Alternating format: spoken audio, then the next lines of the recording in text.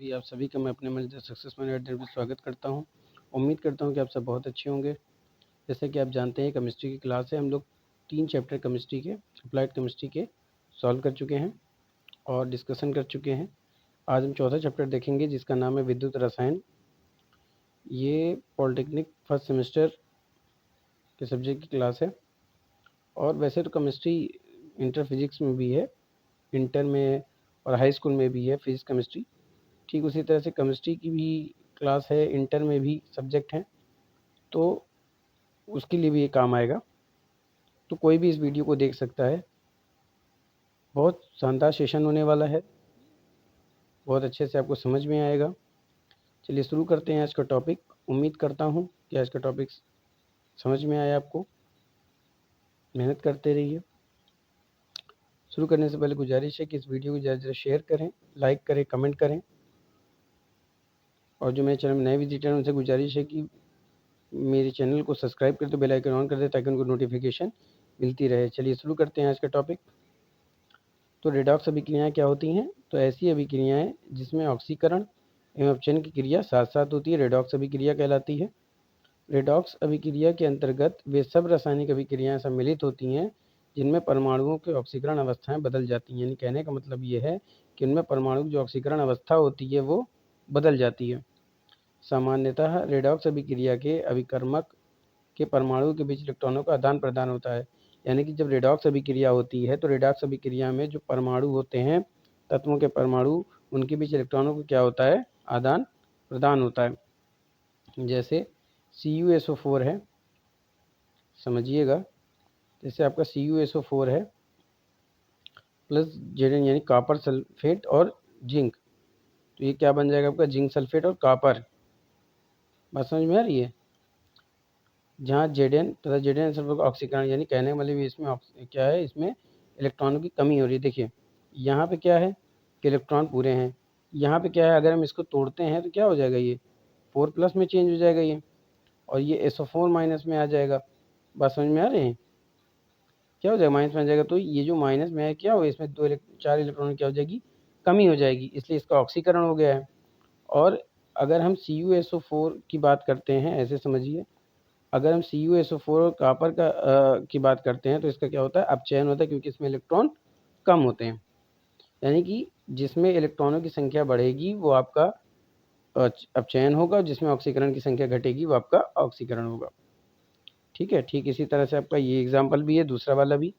अब देखते हैं ऑक्सीकरण क्या होता है। तो किसी अणु, परमाणु अथवा आयन द्वारा इलेक्ट्रॉनों का त्याग करना ऑक्सीकरण कहलाता है। जैसे कि जिंक का है, जिंक में 2 इलेक्ट्रॉन की कमी होगी तो क्या हो गया, ये जिंक 2+ हो गया। और इसी तरह 2 क्लोरीन था, इसमें से क्या हुआ, 2 क्लोरीन निकल गए, तो क्या हो गया, 2 इलेक्ट्रॉन निकल गए ना, तो इसमें क्या हो गया, ये कमी हो गई। ठीक इसी तरह आपका Fe2 से होता। अब अपचयन अभिक्रिया क्या होती है? तो किसी अणु, परमाणु अथवा आयन द्वारा इलेक्ट्रॉनों को ग्रहण करना अपचयन कहलाता है। यानी कि जिसमें इलेक्ट्रॉन की क्या हो जाएगी, कमी नहीं होगी बल्कि पूरी पूरी होगी। अब देखते हैं इलेक्ट्रोड पोटेंशियल क्या होता है कि जब कोई धातु अपने ही लवण के विलयन के संपर्क में होती है, यानी जब कोई धातु होती है वही धातु अपने ही लवण के विलयन के संपर्क में होती है तो ये इलेक्ट्रॉन देती या लेती है। धातु की इस प्रवृत्ति को इलेक्ट्रॉन विभव कहते हैं। धातु का अपने लवण के विलयन के संपर्क में होने का निकाय इलेक्ट्रोड कहलाता है। इलेक्ट्रोड विभव निम्न कारकों पर निर्भर करता है। कौन कौन से? तो ये आपके धातु की प्रकृति पर निर्भर करता है, ताप पर निर्भर करता है, आयनों पर जो आवेश होते हैं प्लस या नेगेटिव उस पर निर्भर करता है, और आयनों का सांद्रण कैसा है उस पर निर्भर करता है। चलिए अब देखते हैं मानक इलेक्ट्रोड विभव क्या होता है। तो जब किसी धातु की छड़ को 25 डिग्री सेल्सियस पर उसके लवण के ऐसे विलयन में रखा जाता है जिसमें धातु आयनों की सांद्रता 1 मोलर हो, यानी कि जब किसी धातु की छड़ को 25 डिग्री सेल्सियस तापमान पर उसी के लवण के ऐसे विलयन में रखा जाता है जिसमें धातु आयनों की सांद्रता क्या होती है, 1 मोलर होती है, तो इसको इलेक्ट्रोड विभव या मानक इलेक्ट्रोड विभव कहते हैं। किसी इलेक्ट्रोड की इलेक्ट्रॉन खोने की प्रवृत्ति वस्तुतः उसके ऑक्सीकृत होने की प्रवृत्ति का माप होती है। यानी कि जो इलेक्ट्रॉन खोने की प्रवृत्ति होती है उसकी ऑक्सीकृत यानी ऑक्सीकरण की अवस्था होती है, और इसे ही ऑक्सीकरण विभव कहते हैं। इसी प्रकार किसी इलेक्ट्रॉन के ग्रहण करने की जो प्रवृत्ति होती है वो अपचयित होने की प्रवृत्ति होती है, यानी कि वो अपचयन विभव कहलाती है। आइए अब देखते हैं बच्चों ये नष्ट समीकरण क्या होता है। बहुत अच्छे से समझिएगा, आपके मोस्ट इम्पॉर्टेंट टॉपिक में से है ये आपके एग्ज़ाम टॉप ऑफ व्यू से मोस्ट इम्पॉर्टेंट है, ये मोस्ट इम्पॉर्टेंट क्वेश्चन है। जब किसी धातु की छड़ को उसके लवण के विलयन में रखा जाए, कोई धातु है और उस धातु की जो छड़ है उसको उसी के विलयन में रखा जाता है, तो धातु की छड़ तथा विलयन के बीच इलेक्ट्रोड विभव उत्पन्न हो जाता है, यानी पॉजिटिव या नेगेटिव उत्पन्न हो जाता है। और इस सिस्टम को क्या कहते हैं? अर्धसेल कहते हैं। अर्धसेल में इलेक्ट्रोड विभव विलयन में आयनों के सांद्रण से प्रभावित होता है, यानी सेल में जो इलेक्ट्रोड विभव होता है वो आयनों के सांद्रण से प्रभावित होता है। नस्ट ने इनको व्याख्या करने के लिए समीकरण स्थापित किया जो इलेक्ट्रोड विभव और विलयन में धातु आयनों की सांद्रण में क्या करता है?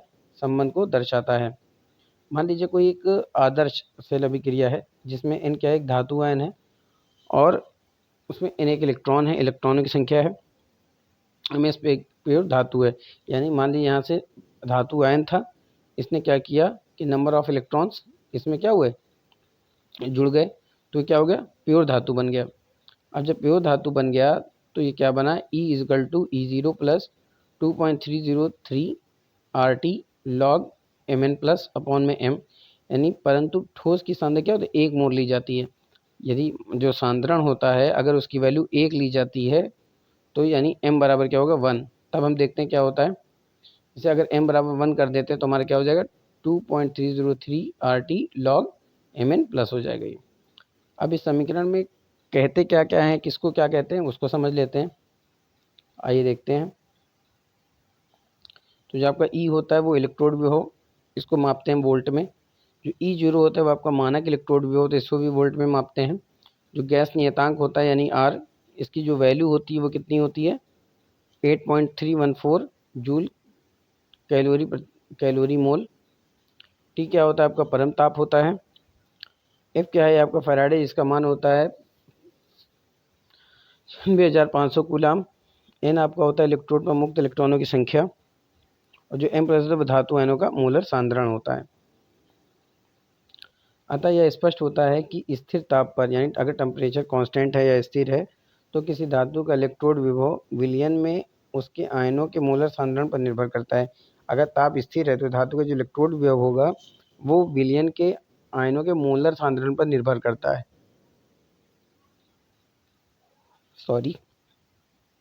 जब किसी धातु की छड़ को 25 डिग्री सेल्सियस पर उसके लवण के ऐसे विलयन में रखा जाता है जिसमें धातु आयनों का सांद्रता 1 मोल हो, यानी ऐसे विलयन जिसमें धातु आयनों का सांद्रता 1 मोल हो, और उसमें हम धातु की छड़ को 25 डिग्री सेल्सियस तापमान पर रखते हैं, तो उत्पन्न इलेक्ट्रोड वो क्या हो जाएगा? मानक इलेक्ट्रोड बन जाएगा। अब इसका जो नष्ट समीकरण का जो उपयोग है वो कहाँ कहाँ करते हैं उसको देख लेते हैं। ताप तथा सांद्रण के दिए गए मान पर सेल का इलेक्ट्रोड विभव ज्ञात करने में, विलयन का pH मान ज्ञात करने में, विलयन का विलीयता गुणनफल ज्ञात करने में, अभिक्रिया के साम्य स्थिरांक के निर्धारण में। बात समझ में आ रही है? ये था आपका नस्ट इक्वेशन।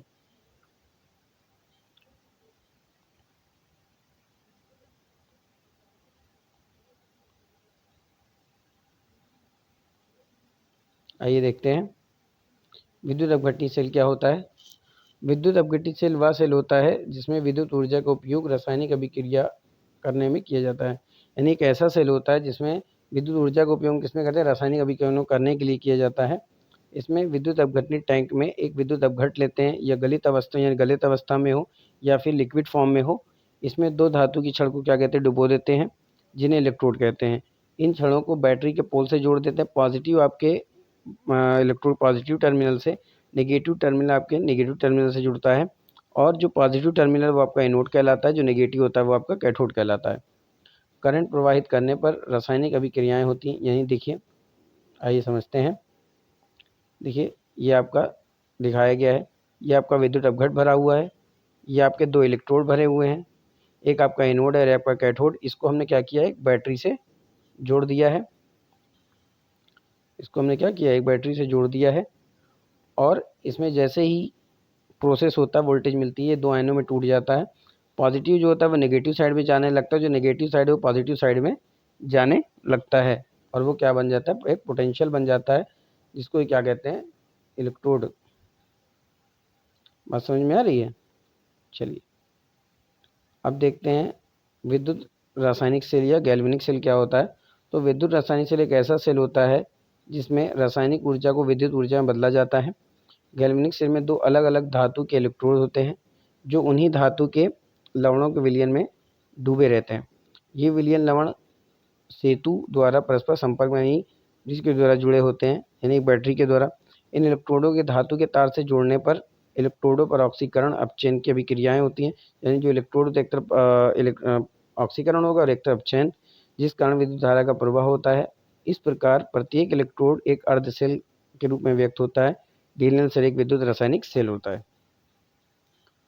तो बच्चों आज तक यहीं रखते हैं। कल मिलेंगे इसी का एक लास्ट पार्ट के लिए। ये हम चौथा चैप्टर डिस्कशन कर रहे हैं। चौथे चैप्टर के डिस्कशन के अंतर्गत हमने सेल के बारे में देख लिया, गैल्वेनिक सेल।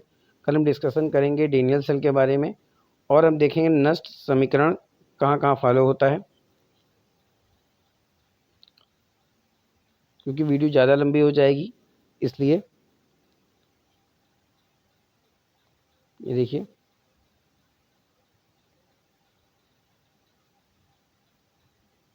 चलिए कल हमारा चौथा चैप्टर समाप्त हो जाएगा।